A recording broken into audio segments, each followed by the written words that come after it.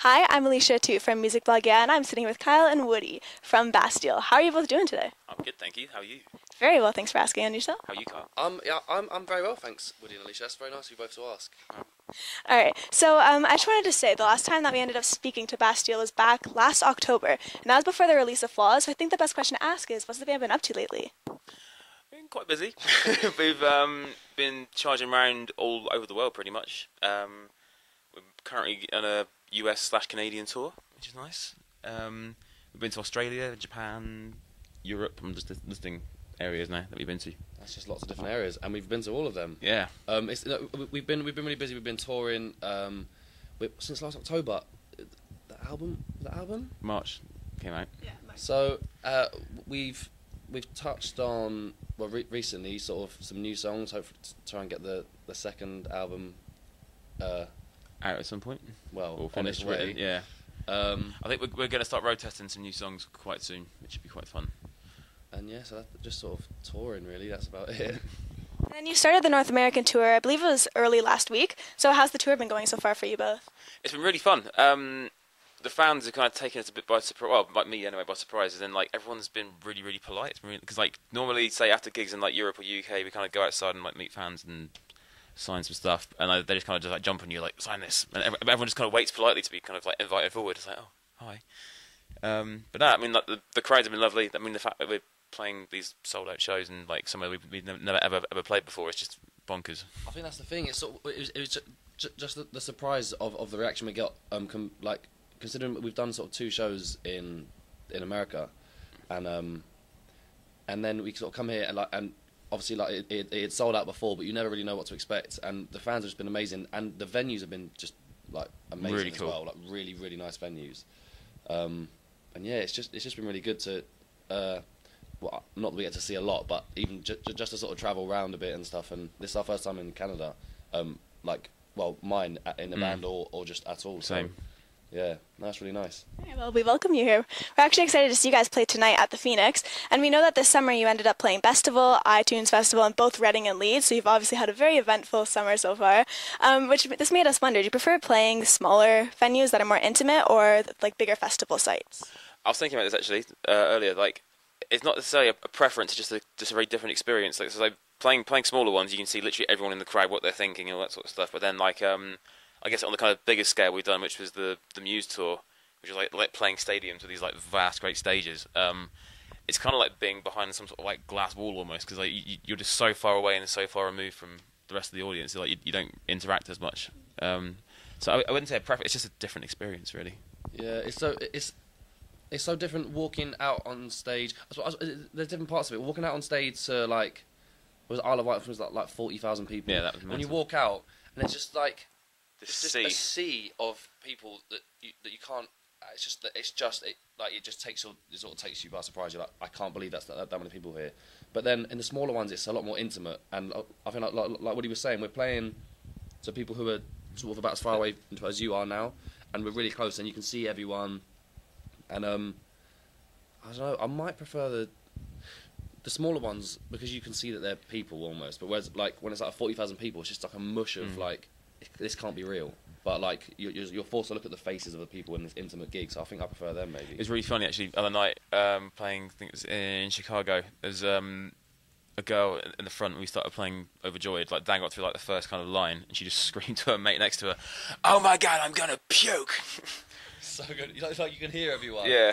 And stuff. And even on stage, like we're all really close and sort of all like Banging into each other. Whereas on the bigger stages, I can't even reach Dan sometimes. I've got to send like telegrams to Woody's get in touch. Woody's right back over there, and Will is on the opposite side of the stage. And when the stage is so big, like normally, like we'll have a bit of a meet up in the middle. Sometimes there's no chance.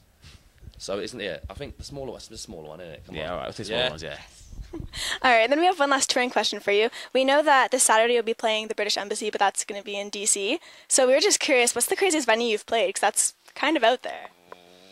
We played the British Museum back in London, which was just ridiculous. They had this. We shouldn't have been there. Yeah, it was a museum, and we came and we were making loads of noise and stuff. They had an exhibition about Pompeii, and Herculaneum that was on, and so they got in touch with us and asked us if we wanted to come and play Pompeii. It was just like, that's the weirdest thing. And so we got shown around this exhibition before it even opened to the public by the curator, the guy who brought all these like sort of artifacts and stuff into this one room, and it was amazing. And then we sort of all stood around by all these like incredible people who knew so much about Pompeii while we sang a song about Pompeii. It's like, oh no, have we got all this right? Do we know all the facts? And so we're singing, and this room was amazing. Like the sound was just like it just filled up the whole room because it just bounced off all the rooms, and that was probably for me that was like the weirdest. That, or we did a little thing called the Triangle Tour back in the UK, which basically these like guerrilla gigs. So we did one next to Clifton Bridge in Bristol, which is quite nice. We did one on a bandstand in Southampton, which was kind of, I guess, fitting. And we did a third one in what was potentially an underpass in Norwich, which had loads of discarded needles and stuff in the corner, and it was and there was like we didn't know what we were doing, why we were there. It was like some drug dealing spot, and people get coming to, and we were playing the show, and there's all these people trying to do drugs and stuff, and it was just like, man, it was just weird, and there were needles and stuff everywhere, and it was that was so like two ends of the spectrum there. Yeah. You got the really beautiful like British Museum, and then we've got the it's pain and despair in Norwich. Yeah, the sort of drug dealing area of Norwich, which is nice. Well, the one thing I wanted to bring up is when we first interviewed you, you had around 2,000, 2,500 Twitter followers, and now the band is over almost 500,000. So first off, I just want to say congratulations on all of the success. I mean, that's incredible. Thank you. Well, when we get to about 1 million, I think we're going to just like start making posts saying everyone go out and just like burn a police car right now and see if anyone does it. Star revolution. Exactly. Everyone rise up. Yeah, no, it's again, it's just it's weird that people sort of that many people have even sort of heard of us, but then that they care enough to sort of like us on Facebook or like follow us or I don't know. It's just so weird. It's just such a colossal number. It just doesn't really make any sense anymore. The mind boggles. Oh, it does. It does. Well, I mean, for me, it's pretty incredible that I can just, rather than having to plug my iPod in to listen to Pompeii, I can actually just like turn the radio on and now hear it. So, I mean, how does it feel to actually have your music well known across the pond? It's surreal. I mean, like when we were in LA about a week ago, like the driver just kind of scanning through the radio and just like left it on. I think it was K-Rock or something, and just like we're just driving along. It's like he's put on the song on the iPod. Oh no, that's the radio. It was on the radio. Just bizarre to be on literally other side of the world and they're playing your song. It'll never just become okay for us to know that it's been played or to even hear it sort of whilst you're in America or wherever. That your song's been played there, like we will always be shocked. It's just such a weird thing. I mean, we made that in a little tiny basement studio in South London, and now it's getting blasted across California or wherever. Yeah. It's just bonkers. Well, yeah. Speaking of just the success, I wanted to bring up the almost 40 million views on the video for Pompeii. I mean, did you ever think that it would accomplish that much or reach that far? I mean, Dan's running in the video is really good, so I mean that's probably what's drawn that volume of viewers, I'd imagine. But no, again, it's just the whole thing. I mean, we've been, well, say not like shocked as in terrified, but as in like very, very pleasantly surprised with like how it's all panned out, and we kind of, I guess, kind of hope maybe we get to do like a few shows in Europe and the album might do okay, but it's just completely exceeded like any expectations we had. We feel that it completely deserves it because we've been listening to the record since back in March and just love it. So, yes, congratulations. So the other thing that I wanted to bring up is all your music videos are pretty much like mini movies. I mean, they're extremely intriguing. So we were just curious if you had any particular favorites.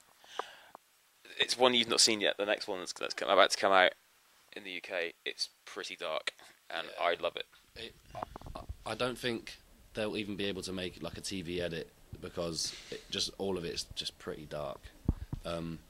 But in terms of the ones that we've released so far, I really liked Overjoyed just because it was done like on sort of no budget. It was back when like, we didn't have any sort of any money or anyone to literally help us. Like £100, wasn't it? Like just called in favours left, right, and centre. Yeah, and so like it was a friend of mine who I got in who directed it, and we filmed it sort of like in a mixture of like Dan's house and the park down the road, and we called in a friend who was the actress in it as well, and me and Dan even sort of like were like making food for all the crew and stuff. Like it was proper sort of, and everyone just came down. Like everyone just came down and helped, and that Dan was like running people. Like, but Dan was basically a runner on the video to his song, and I think that was fun. And then, but then because then Laura Palmer was good because we got to go to LA. Yeah, I actually really enjoyed Things We Lost.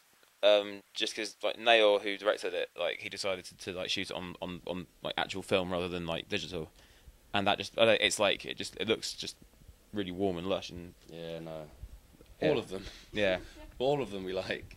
All right, well, the other thing that I wanted to mention is how Bad Blood was released back in March. We were talking about earlier. So what are your thoughts on the record now that there's been some time to reflect on it? I'm not bored of playing it yet, which is a relief.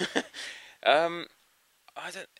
Thing is, it's like we play it near enough every day, so it's quite hard to have any sort of perspective on it. I think because it's kind of part of our life just constantly. So maybe if we have a break at some point in the next 10 years, then be able to kind of sit back and reflect on it. But I mean, we're kind of just like I'm really enjoying it. Like we're like having time of our lives at the minute.